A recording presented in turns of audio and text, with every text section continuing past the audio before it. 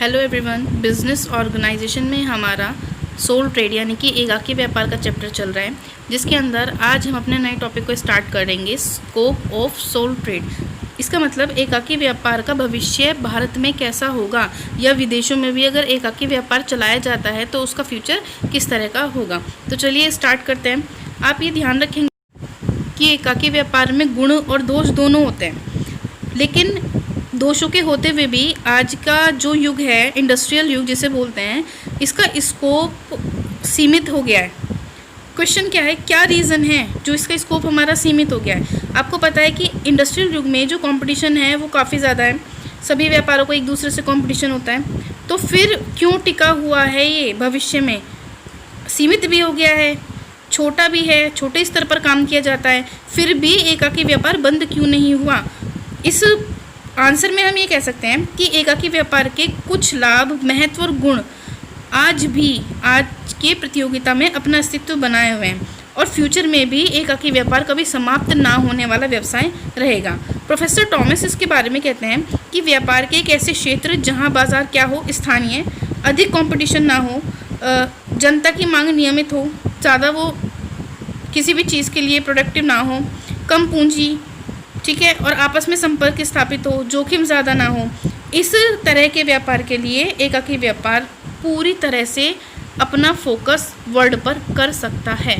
अब क्वेश्चन हमारा ये बनता है कि एकाकी व्यापार कौन से व्यवसाय के लिए उपयुक्त रहेगा।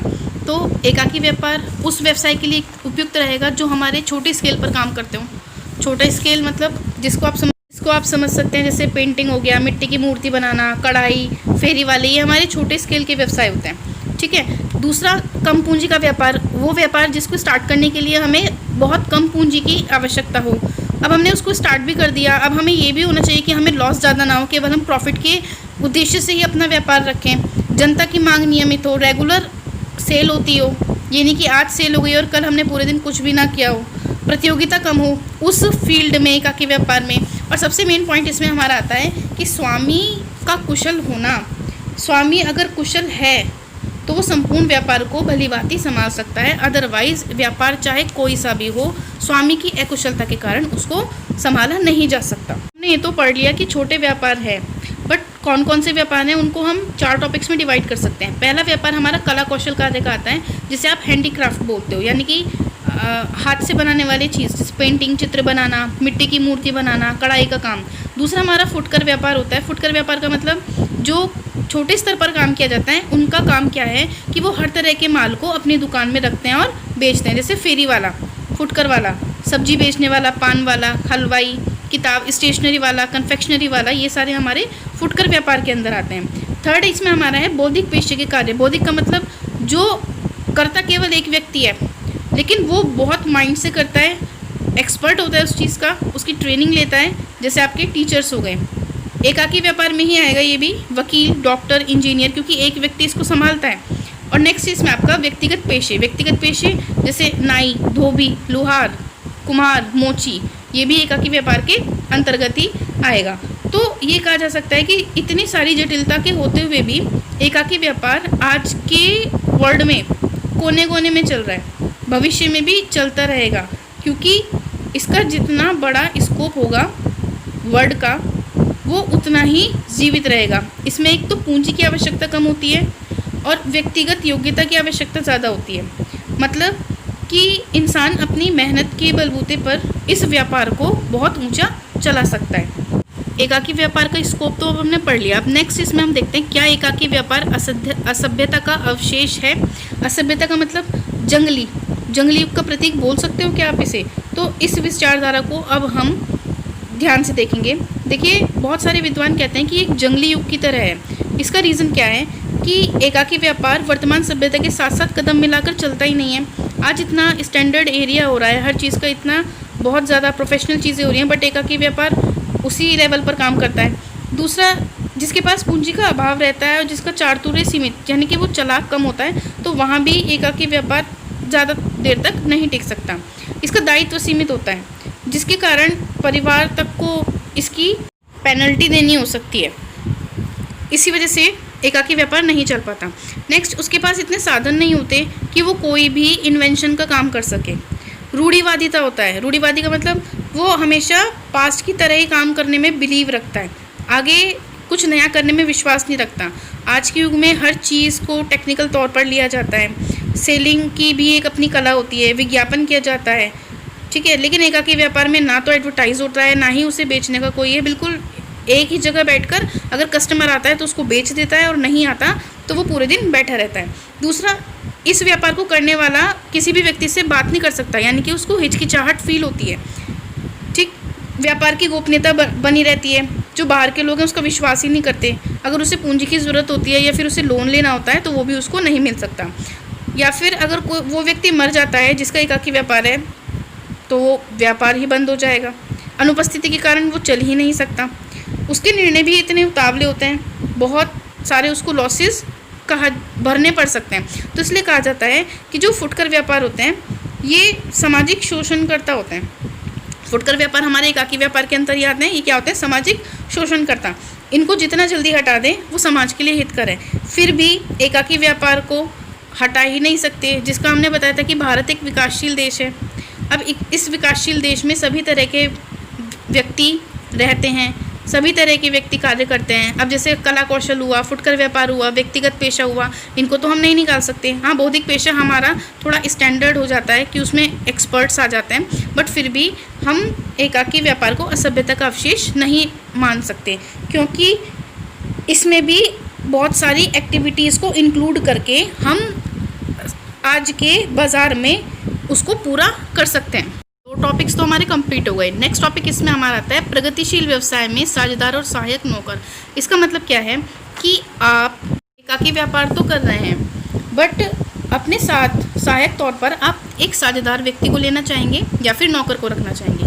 अगर आप नौकर को रखते हैं तो आपको क्या करना होगा? केवल उसको मंथली सैलरी देनी होगी और जो भी ऑर्डर आप उसे करेंगे वो आपका काम करेगा। लेकिन अगर आप एक साझेदार को रखते हैं तो जितना हक आपका व्यापार पर है उतना ही हक आपका उस साझेदार का आपके व्यापार पर होगा, या आपका उस साझेदार का आपके ऊपर होगा। तो आज के व्यवसाय में, प्रगतिशील व्यवसाय में क्या चॉइस है आपकी कि आप नौकर रखना चाहेंगे या साझेदार को रखना चाहेंगे? तो इसके लिए हम इन दोनों टॉपिक्स को अच्छे से देख लेते हैं कि नौकर रखने के क्या फ़ायदे हैं और साझेदार रखने के क्या फ़ायदे हैं, नुकसान हैं। तो चलिए स्टार्ट करते हैं कि नौकर या कर्मचारी के रूप में सहायता लेने में हमें क्या लाभ है। देखिए, विशिष्ट ज्ञान प्राप्त व्यक्ति की नियुक्ति हम करेंगे। हमें साझेदार का केवल ये देखना होता है कि वो पैसा लगाएगा, बट उसके ज्ञान से मतलब नहीं होता। लेकिन अगर हम नौकर को रखेंगे तो हमें उसके ज्ञान को देखना होगा। वो निर्णय लेने में स्वतंत्रता होगी, आपको होगी। नौकर को आप जैसा ऑर्डर देंगे वैसा करोगे, आपका पूरा कंट्रोल होगा। योग्यता अनुसार आप उसको सैलरी दोगे, जितने काम वो करेगा उस अकॉर्डिंग आप उसे पेमेंट कर दोगे। गोपनीयता बनी रहेगी, ठीक, क्योंकि सारी रिस्पॉन्सिबिलिटी आपकी रहेगी। तो आप नौकर को लिमिटेड चीज़ें ही बताओगे, आप उसे व्यापार से आसानी से हटा सकते हैं। और डिसीज़न आपके ऊपर है कि आप किस तरह से उसको हैंडल करते हैं।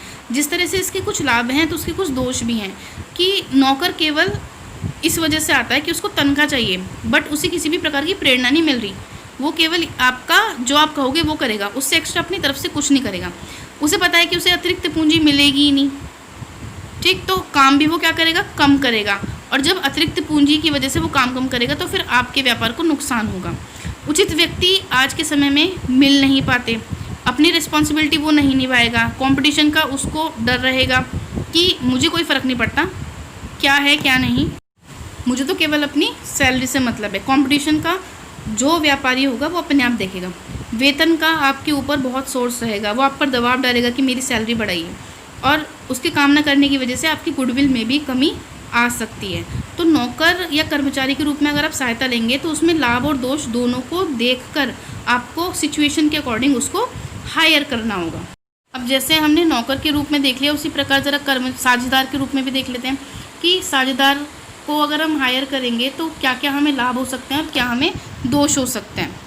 पहला पॉइंट आता है कि कोई भी साझेदार आपके व्यवसाय में आएगा तो भाई वो कैपिटल लेकर आएगा, तो इससे आपका जो व्यापार होगा वो दुगनी पूंजी का हो जाएगा। सपोज़ कीजिए आपने 1 लाख रुपए लगाए और जो साझेदार आ रहा है उससे भी आपने 1 लाख लगाए, तो अब आपकी पूंजी कितनी हो गई व्यापार की? 2 लाख की। तो अब इससे आपकी पूंजी में वृद्धि हो जाएगी, ख्याति में वृद्धि होगी, नाम हो जाएगा भाई 2 साझेदार हैं, यानी कि बड़े स्तर पर आप काम कर रहे हैं।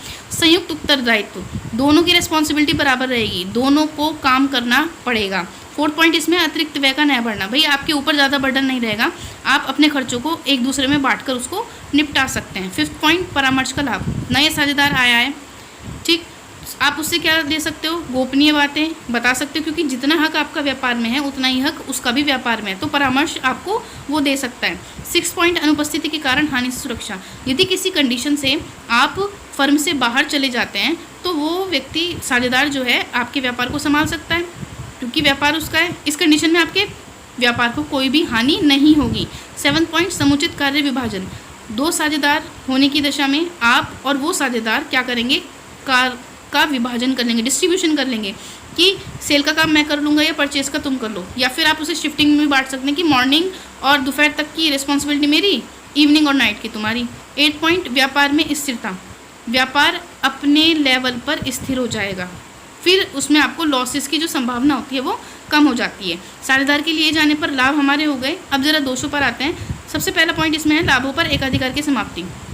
पहले क्या था, अगर आप नौकर रखते हो तो सारा का सारा प्रॉफिट आपको तो केवल उसे क्या देनी है, तनख्वाह देनी है, ठीक। बट इसमें साझेदार आ गया है तो आपको क्या करना पड़ेगा, प्रॉफिट को 2 पार्ट्स में डिवाइड करना पड़ेगा, क्योंकि वो भी उतने ही लाभ का भागीदारी है। नेक्स्ट पॉइंट इसमें स्वतंत्रता का हनन। आप फ्री नहीं रहेंगे, क्योंकि आप पर भी कंट्रोल करेगा वो।